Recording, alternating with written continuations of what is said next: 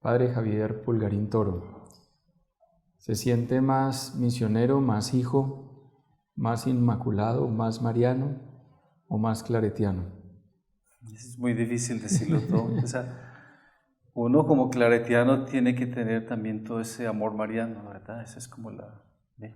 Hace parte de la espiritualidad nuestra. O sea, el Padre Claret fue un hijo del corazón de María y quiso que nosotros verdaderamente sintiéramos también como toda esa fuerza de la devoción al corazón de María. Entonces, parte de nuestra espiritualidad es la devoción a María. Entonces, ¿se siente misionero, se siente mariano, se ¿Cierto? siente claretiano? Claro, igual. O sea, y cada uno como claretiano es diferente, es distinto, o sea, porque cada uno de nosotros pone su riqueza personal, su forma de ser, aporta sus cualidades a la evangelización, ¿verdad? Desde lo que uno es. Sabe que he percibido un gran aprecio de sus hermanos de comunidad. Lo valoran mucho, no sé si es porque ha podido hacer un recorrido muy amplio en su vida como misionero.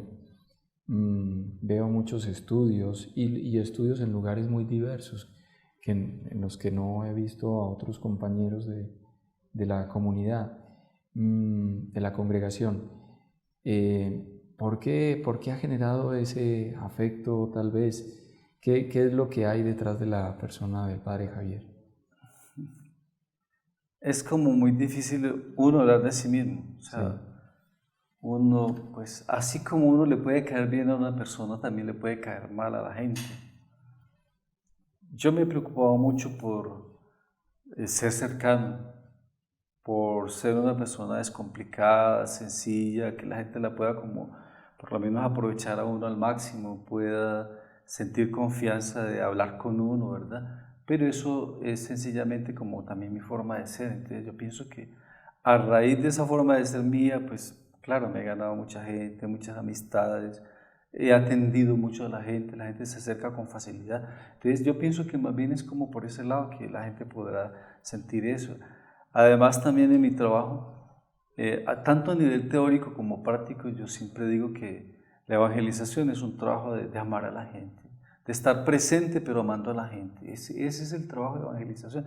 Yo no entiendo la evangelización de otra manera. Yo puedo hablar muy bonito de la Biblia, puedo hablar muy bonito de algún texto del Evangelio y a la hora de la verdad no ponerlo en práctica. Te digo, lo que me interesa a mí es que la gente se sienta querida, se sienta amada, se sienta valorada, sienta que uno les da también oportunidad para crecer, de verdad, o sea, que uno les muestra otra realidad de Dios, ¿verdad? Que no solamente la teoría, sino otra realidad de Dios. que hay preocupación por Claro, ellos. eso es. Y yo sé que lo debe vivir mucho como provincial.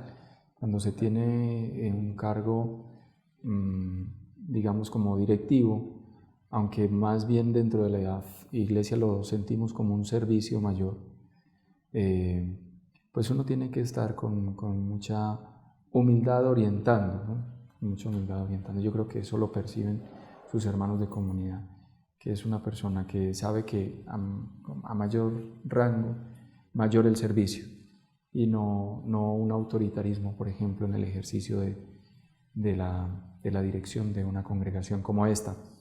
Nació en Támesis, padre.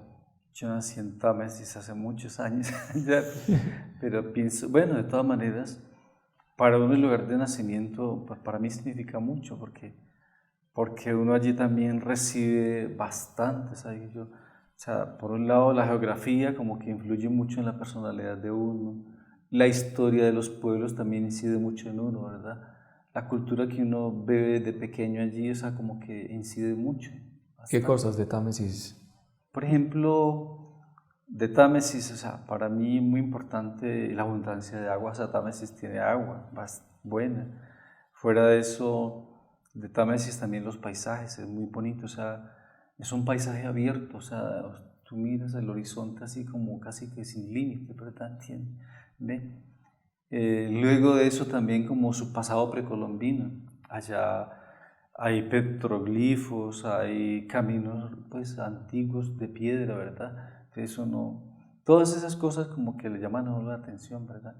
El mismo río en Támesis, el río San Antonio es un río que se pierde 3 kilómetros debajo de la tierra y después sale en un chorro grande, ¿verdad? O sea, entonces uno, pues como que todo eso a mí la Usted lo naturaleza, contemplaba. sí, a mí la naturaleza pues como que me penetra demasiado, o sea, como que me da fuerte por dentro y yo creo que eso mismo es lo que me hace tal vez ser un poco más espiritual, observar más, contemplar más, ¿verdad? Eso es como La naturaleza le habla de Dios.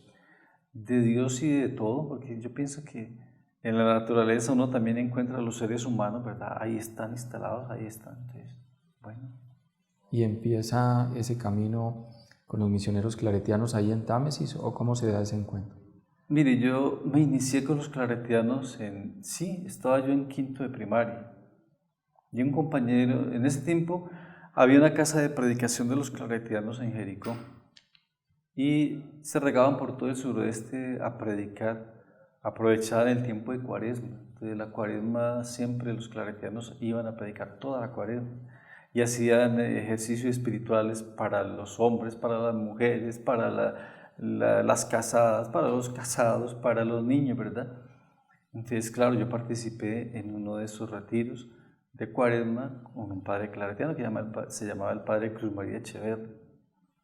Y después de ese retiro, uno de los compañeros que estaba conmigo en la escuela me dijo, vamos a hablar con el padre para ver si nos vamos para el seminario. Y yo le dije, pues vamos. Entonces me animé y fui y estuvimos conversando con él. Y ya el padre después entró en contacto ¿De qué conmigo. edad, padre? Yo tenía que, ¿cuántos años? Por ahí 12 años. Muy joven. Y sí, entonces yo, pues por lo menos dije en mi casa y el padre entró en contacto con mi papá, con mi mamá. En mi casa no querían que yo me viniera tan pequeño, porque yo tengo también, bueno, de parte de mi papá, en ese momento había dos religiosos dos hermanos cristianos, ¿ve? Y había también dos religiosas, dos hermanas de él que son religiosas de la presentación. Y ellos no querían que yo me viniera porque yo estaba muy pequeño, o sea, y usted sabe que en los seminarios, pues lógico, uno tan pequeño todavía sin acabar de madurar, sin nada de estas cosas. Entonces, claro, ellos pensaban que era mejor que yo, pues, hombre, también era bachillerato en el pueblo y ya después decidiera un poco más en la vida, ¿verdad?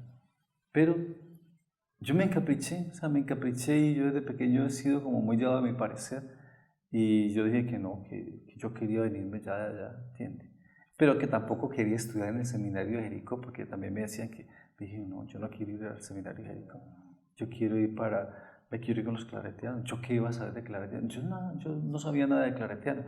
Pues que uno de 12 años no alcanza a distinguir que es una comunidad religiosa ni que, bueno, nada de esas cosas. Y así, entonces ya me tocó venir a hacer el primero de bachillerato aquí a La Estrella. Cuando el seminario estaba en La Estrella. Cuando el seminario estaba en La Estrella. Y estudia filosofía en la UPB, pero me parece particular esto, que hace una licenciatura en educación y es sociólogo de la Corporación Simón Bolívar de Barranquilla. Sí. Ahí es donde digo que hace unos estudios distintos como a lo acostumbrado dentro de la congregación. Sí. ¿Por qué la sociología? ¿Por qué la sociología? A mí la sociología me ha gustado en cuanto que, pues, comprender un poquito como el comportamiento del ser humano, ¿verdad? O sea, mirar las formas de cómo se organiza la sociedad, pues eso le da a uno mucho más elementos para comprender más al ser humano y poder como hacer que la tarea de la evangelización sea como llegue mucho más fácil a la gente, ¿ve? Para la misión es sí, ideal. Claro. Y uno tiene la opción dentro de la comunidad, uno puede decir yo quiero estudiar esto en esta universidad. Hay ¿o no? gente, mire, o le proponen a uno qué estudiar. Lo que pasa, o sea, yo estaba en el Chocó, llevé 11 años de trabajo en el Chocó, fue mi primer tiempo. 6 en Quibdó y 5 en Río Sucio. Y me cansó mucho todo ese tema de la violencia, de la guerrilla, o sea, me cansé de eso, de ver matar los líderes, de ver que acaban con la gente que trabajaba con uno, ¿verdad? Llegó un momento que dije, yo ya no más, no aguanto más aquí. Y quise salir a estudiar y dije, bueno, mándenme a un lugar que yo pueda estudiar y trabajar también, o sea, prestar algún servicio pastoral. Me ofrecieron en ese momento Pereira o Barranquilla. Entonces yo dije, me voy para Barranquilla. Barranquilla es un lugar caliente y entonces las personas de clima caliente son mucho más abiertas, son mucho más tranquilas, ¿verdad? Es gente que no se complica la vida, ¿verdad? Mientras que la gente de clima frío son más reservados, son más hipócritas, más fastidiosos. Bueno, yo no, prefiero más bien irme a trabajar, o sea, porque lógico, yo llevaba 11 años trabajando en clima cálido como el Chocó, ¿verdad? Y uno sabe cómo es la gente. Y luego yo te digo, bueno, pues la elección la hice por el clima prácticamente. Sí, sí. Muy particular. Pero entonces devolvámonos al Chocó y a tantos años de misión que terminan de pronto cansando la mirada, no porque no se quiera estar en el lugar, supongo, sino porque uno no quiere seguir viendo que la historia se repite como sin ninguna salida. Yo particularmente trabajaba en radio, hacía los avances informativos de un noticiero y yo veía que siempre que daba los informes lo que hacía era repetir una historia que se contaba igual con distintos protagonistas y siempre era una historia de violencia. En ese momento yo dije, yo quiero cambiar el mundo y entonces empiezo a inquietarme por las cosas del Señor. Más o menos es lo que ocurre, o sea, el cansancio es de ver como con impotencia un poco la situación y la realidad del Chocó, de Río Sucio, y no poder hacer como algo efectivo para cambiar y para transformar la sociedad. Es que, o sea, yo me cansé un poco porque estaba solo. O sea, no encontraron en ese último año, no encontraron un compañero que se quisiera ir a trabajar conmigo allá al Atrato. ¿Y por qué no iban? Bueno, porque a veces nos pasa, o sea, en las comunidades religiosas, que hay gente que quiere estar más bien en una situación de comodidad, vivir sabroso, vivir tranquilo, ¿ve? Y en esos lugares uno sabe que se va a mortificar por muchas cosas, de verdad. O sea, en ese tiempo, mire, en ese tiempo no había un solo teléfono en el pueblo. Y para llamarlo a uno, entonces lo llamaban y lo iban a buscar y ahora sí espere que lo llamen, ¿verdad? Entonces, y la gente ahí haciendo cola, entonces, o sea, todo el mundo se enteraba de lo que uno hablaba, de lo que le llamaban. Entonces, bueno, en ese tiempo, si me invitaban a una reunión aquí en Medellín, cuando llegaba la carta, llegaba al mes o a los 20 días. Entonces ya había pasado la reunión, habían pasado las cosas. Entonces, ve, en ese momento. Se sacrificaban. Fuera de eso había, pues, esto era una región donde solo se entraba por el río en ese momento también, ¿ve? Y era una región donde había mucho zancudo, bastante zancudo, o sea, mucho paludismo, ¿verdad? Entonces, claro, una persona, o sea, la gente, a mí me mandaron un compañero que escasamente logró resistir allá 5 o 6 meses, vino de allá porque no aguantó más, o sea, no aguantó. Entonces, o sea, para uno trabajar, por ejemplo, en lugares a veces así como ese, tiene que tener uno una vocación fuerte, tiene que querer uno el campesino, tiene que ser una persona de riesgos, ser una persona que no le da miedo, o sea, si te le tocó tomar el agua sin hielo, si le tocó, bueno, lo que sea, o sea, uno, o que no hay energía eléctrica, o que no hay internet, o que no hay nadie, o sea, estar dispuesto a eso, estar dispuesto a eso, ¿entiende? Incluso en ese tiempo era hasta más difícil encontrar, por ejemplo, letrinas o encontrar cómo ir uno, pues, o sea, uno para bañarse tenía que ir al río, uno para hacer las necesidades tenía que ir al río, o sea, entonces, claro. Más eso toda la situación de violencia, el contexto violento. Para una persona de estos lugares, o sea, del interior, le cuesta mucho. O sea, no es fácil. Vivimos en una abundancia, en otras cosas, pues aunque hay una riqueza muy enorme, natural, claro, en el lugar de misión. Cuesta mucho que otra persona, que las personas se adapten a esos lugares. O sea, tiene que ser que a uno le guste y que uno se arriesgue sin problema. Tuvo muchos lugares de trabajo, párroco en San Francisco de Asís en Quibdó, párroco del Carmen en Río Sucio, hace parte del equipo evangelizador en la iglesia de Chiquinquirá de Barranquilla, retorna al Chocó y colabora en el centro bíblico de Tagachí. Y ya empieza a ser parte como del equipo provincial, pero antes de ir a esta parte como ya más administrativa y de liderazgo, quiero preguntarle por la sensibilidad artística. Desde muy pequeño y viene el arte como acompañándolo, ¿no? No solo escribiendo poesía o literatura, sino también dedicado a la pintura, supongo. ¿Y a qué otras artes se ha dedicado? No, yo estudié, por ejemplo, cuando estaba haciendo filosofía aquí en Medellín y teología, estudié en Bellas Artes. Yo estudié cerámica 3 años y me gradué ahí, o sea, sí, pues lo que le daban a uno como título ahí, pero porque por un lado eso le servía a uno para desarrollar la creatividad, le servía a uno de descanso, pues estaba uno relajado, ¿verdad? Y estaba produciendo como una cosa diferente, ¿cierto? ¿Ve?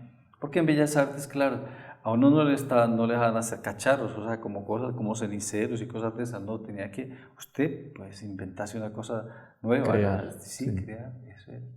Y lo ha usado en su Después de todo, actividad no, pastoral. mire que no lo he aprovechado. Yo quisiera, por ejemplo, yo aprendí muchas cosas en la vida como para cuando llegara a la vejez, decir, bueno, por lo menos si me siento, yo no tendría problema en volver otra vez a la cerámica. Bueno, hay muchas cosas que yo sé hacer, ¿verdad? Porque me gusta, o sea, me gusta aprovechar mi tiempo libre para hacer, o sea, desarrollar como la creatividad, o sea, ¿ve? Pero estos cargos le quitan a uno tanto tiempo que a la hora de verdad, uno para hacer algo lo hace, pero por momentos en que uno dice, bueno, me voy a sentar a hacer tal cosa, así se caiga el mundo, me voy a poner a hacer tal cosa. Así es, o sea, porque no hay otra manera. Lo sueña a veces, esa porque posibilidad de aprovechar el arte. De que me den como tiempo para hacer lo que yo quiero. ¿Y ha escrito? Yo sí he escrito hace mucho rato. Bueno, desde hace tiempo estoy escribiendo. Comencé a escribir poemas hace mucho rato. Yo los escribía en mis libretas de la universidad, en el bachillerato también. Pero yo nunca le puse como interés a todo eso. No se ha publicado. Hasta que un día ya a alguien le interesaba, me hombre, mira, ¿por qué no me regalas este poema? Regálame este dibujo. Yo decía, no. O sea, para regalar las cosas así, prefiero más bien sacar un libro y que otra gente también lo aproveche, ¿cierto? Y así fue como... ¿Y salió el libro? Comencé a hacer, sí, el primer libro salió en el 1999. ¿Cómo se llama? Ese se llama Bajo la piel del ave, se llama ese libro. Bajo la piel del ave. Sí. ¿Y por qué se llama? Bueno, porque cuando yo regresé al Chocó, yo regresé desde Barranquilla. Y en ese tiempo, pues yo, en Barranquilla yo hice conexión con gente que tenía que ver con la poesía. O sea, por un lado estaba Margarita Galindo Estefan, no está todavía porque ella es muy amiga mía. Ella es periodista, fue periodista del Heraldo, es poeta y bueno, ella era muy amiga de Meira del Mar. Meira del Mar también, yo fui a la casa de Meira del Mar y bueno, con Meira también pues conversábamos y éramos amigos, ¿verdad? Con ella. Entonces, claro, todo eso, esa relación con esa gente de la poesía pues me ayudó también bastante. Entonces, cuando yo me fui para Quito, que ya iba a ser como el primer libro, yo llamé a Margarita y le pregunté, bueno, regáleme entonces el título del libro, entonces me lo regaló ella, o sea, Bajo la piel del ave. Entonces, a ella le debo ese primer título. ¿Y con qué sentido lo llama así? Porque la mayoría de los dibujos ahí son pájaros. Y sí, o sea, es más eso, ¿cierto? ¿Y la poesía es referida a qué? La poesía, mira, uno en la poesía escribe sobre la muerte, escribe sobre la vida, escribe sobre el amor, escribe sobre la tristeza, escribe, bueno, tanto sobre la ecología. O sea, usted escribe sobre Dios, pues hay poemas de toda clase, o sea, sí, que uno los puede emplear en cualquier momento de la vida porque están... ¿Y hay también poesía social ahí? Alguna también. De tipo social. Dedicada al Chocó. Sí. Lo malo que yo tengo es que no me aprendo de memoria los poemas, no me los aprendo. Pero están escritos. Están escritos y están dibujados, porque los dibujos a la vez también son un poema, o sea, en la medida en que hay dibujos que, pues, te pueden... Detrás del dibujo hay algo más. ¿Y los dibujos son hechos por usted mismo? Sí, también. Bajo la piel del ave. ¿Y algún otro nombre? No, yo tengo Soy Libro, o sea, el primero es ese, Bajo la piel del ave. El segundo se llama Címbalos de agua. El tercero se llama Decibeles de luz. El cuarto se llama Palabras de tierra húmeda. El quinto se llama Flauta de cristal. Y el de ahora, que salió el año pasado, se llama Este tiempo que habita mi cuerpo. Increíble, padre. ¿Y sigue escribiendo? Sí, ahí estoy escribiendo, revisando cosas. ¿De dónde saca tiempo? Bueno, porque uno se obliga a sacar el tiempo, ¿entiendes? Esa es la cosa. Y estoy escribiendo sobre cosas del Chocó también, porque como trabajé casi 20 años en ese atrato, y yo fui muy amigo siempre de los adultos, entonces me ponía a hablar con los adultos. Entonces ellos me regalaban, pues, o sea, muchas cosas, entonces yo podía preguntarles a ellos de muchas tradiciones, de muchas cosas que ellos hacían, ¿verdad? Y tengo bastantes cosas escritas, más de 300 páginas escritas, ¿verdad? Sobre diversos temas de la trata, que ahí estoy organizando para devolverle a la gente eso. Muchas de esas cosas ya no existen porque ya la gente no las practica. Otras, la mayoría de la gente se murió también, ¿verdad? Entonces queda como un recuerdo. Así, bueno, Esa ahí es la queda memoria viva. un recuerdo de... Usted le está ayudando al Chocó a hacer la memoria. Ahí queda, o sea, lo que pasa es que no, o sea, está escrito, pero me toca terminar de organizarlo bien. Sistematizarlo, organizarlo. Terminar de organizarlo. Muy valioso ese aporte de padre para la historia de nuestros pueblos. Ahora como provincial, lo eligen en el año 2004. 2004, a ver. Mire, ¿Cuántos periodos ha cumplido como provincial? yo sé, mire, yo llevo como provincial 6 años y medio. Y porque me tocó año y medio para terminar la provincia Colombia Occidental. En el año 2004 empieza a ser parte del equipo provincial. Sí, en el 2004. Ahí sí empieza a ser parte. Ahí comienzo a ser parte del equipo, pero como prefecto de apostolado. Estuve 6 años ahí. Y ya después, a los 6 años, se llevan al padre Agustín para Roma, para el equipo general.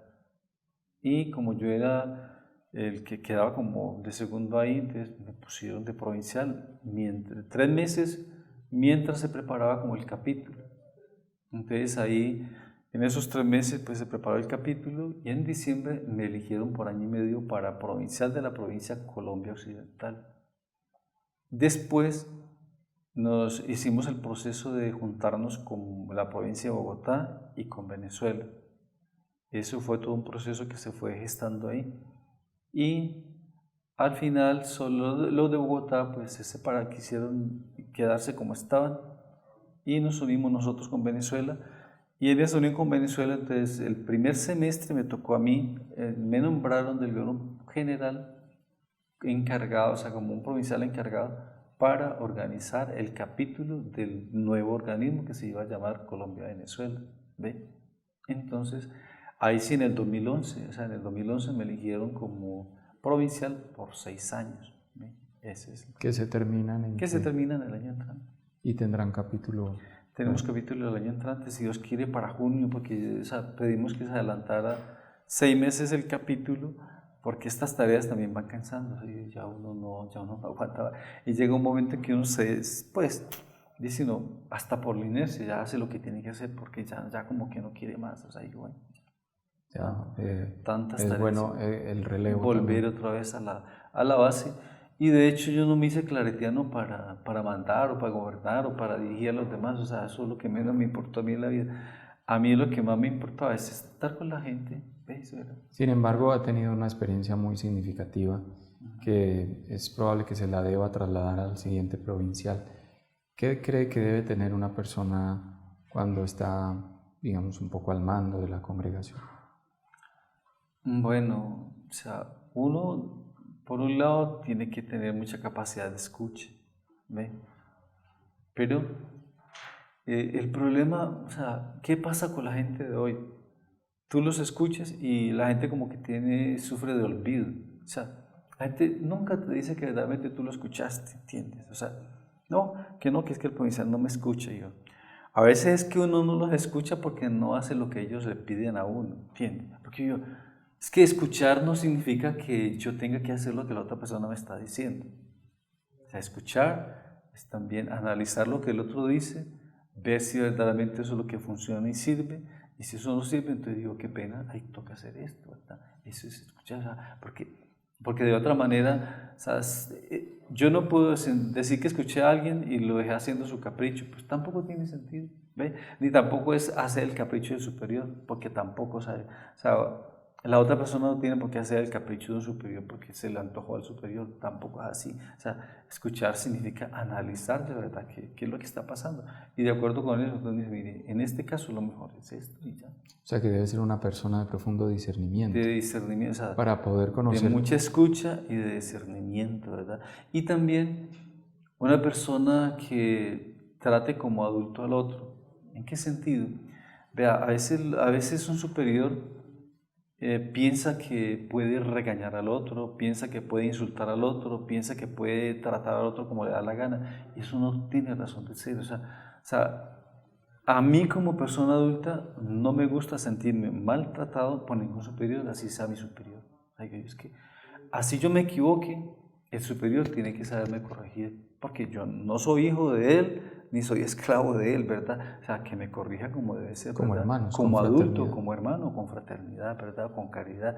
Si uno como superior no sabe hacer eso, pues y hay veces que el superior se le va la mano en eso. Ese es el problema, te digo. Uno como superior tiene que tener presente eso, o sea, que de verdad el otro es un adulto como uno y que necesita ser corregido con fraternidad, con cariño, con bondad también. Y en ese sentido, ¿qué le pide al Señor? ¿Qué le pido yo al Señor? Que no me vuelva a poner más este cargo. No, por lo menos que yo no tenga más responsabilidades como de tener que dirigir gente, o sea, ya no más, o sea, yo pienso que es más que suficiente, o sea, para mí, yo le decía a los compañeros, quizá lo único que verdaderamente me sirvió a mí como superior de los claretianos, o sea, ¿para qué me sirvió a nivel personal? Me sirvió para crecer espiritualmente, o sea, es lo único, porque me tocó buscar mucho más a Dios, me tocó sacar más espacios para la oración, para estar como más en silencio y escuchar como un poquito más a Dios, ¿verdad? Pero de resto lo demás se ganan muchos problemas, se ganan dificultades, a veces se ganan hasta enemistades gratuitamente, y así dice uno va. Sí, y es solo por ser un provincial. Solo por cumplir la misión que le ha sido El día que yo bajé de aquí como provincial, la gente se destensiona y vuelve otra vez sin problema con uno, ¿verdad? Entiende. Pero mientras yo sea el provincial, que no me quiere hablar, que no me quiere no sé qué, hagan lo que quieran, yo me da igual, o sea, porque yo soy consciente de que no lo he tratado mal, de que no le he dicho nada. Pues a lo mejor me ha tocado pisarle la cuerda y me ha tocado decirle las cosas, pero se las digo con caridad y con fraternidad. Y bueno, sí, pues porque creo que en algún momento hay que decir las cosas, o sea, tampoco uno, si yo sé que una persona está manejando mal, le tengo que decir las cosas. Por eso se le ha encomendado el encargo y la misión, y por eso le han confiado tanto tiempo también, Padre, en usted. O sea que seguro que quedan saldadas esas pequeñas diferencias que de pronto pueden llegar por el ministerio. Finalmente, Padre, pues cuando uno es provincial, pues es como la jirafa, ¿no? Con un cuello muy alto que le permite mirar el horizonte con profundidad. ¿Cómo sueña la provincia y cómo sueña la congregación en el futuro? Bueno, yo diría más, o sea, es preferible soñar más cercano que más lejos, ¿verdad? Porque me parece que uno tiene que soñar en lo que tiene cerca, o sea, la provincia. De hecho, por ejemplo, la congregación como congregación, pues se tiene que estar pensando y repensando constantemente, ¿verdad? Y nosotros como provincia nos tenemos que ir ajustando también como a la reflexión que va haciendo la congregación a nivel general, ¿verdad? Y poner en práctica muchos de los principios o de los fundamentos que se van organizando en los capítulos que se van teniendo, ¿verdad? ¿Y cuáles son esos principios actuales, por ejemplo?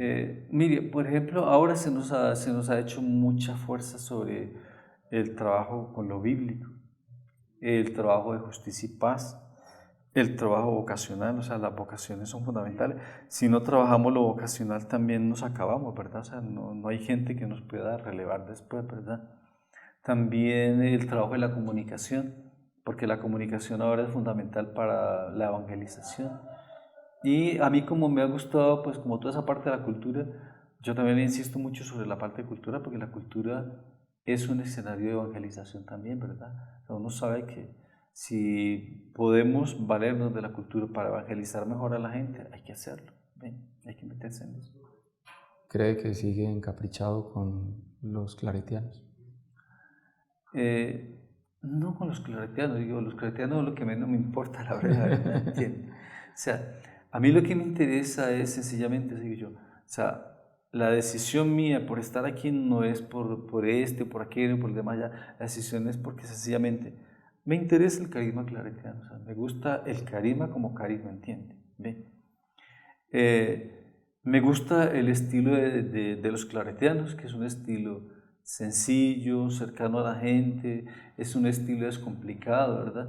O sea, yo sí si tuviera que volver a nacer y volver como otra vez a comenzar mi vida, ¿verdad? ¿Por qué iría a comenzar con los claretianos, verdad? Pues por el estilo de vida, ¿entiendes? Yo no sería capaz de acomodarme a ninguna otra comunidad, ¿verdad? Ni siquiera el clero diocesano, no soy capaz. Ya no se imagina por fuera. No, no soy capaz, o sea, no soy capaz. ¿Por qué? Porque yo soy muy libre, soy muy independiente, soy una persona que no me doblego fácilmente. Entonces, claro, yo sé que eso, o sea, con dificultad he logrado lo que he logrado, o sea, y he sido capaz de estar dentro de esta institución sin ser un problema para la institución, ¿verdad?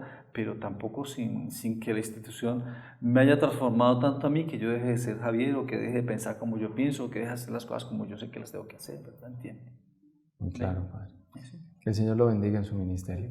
Muy bien. Muchas gracias. Bueno, muy bien, Alejandro.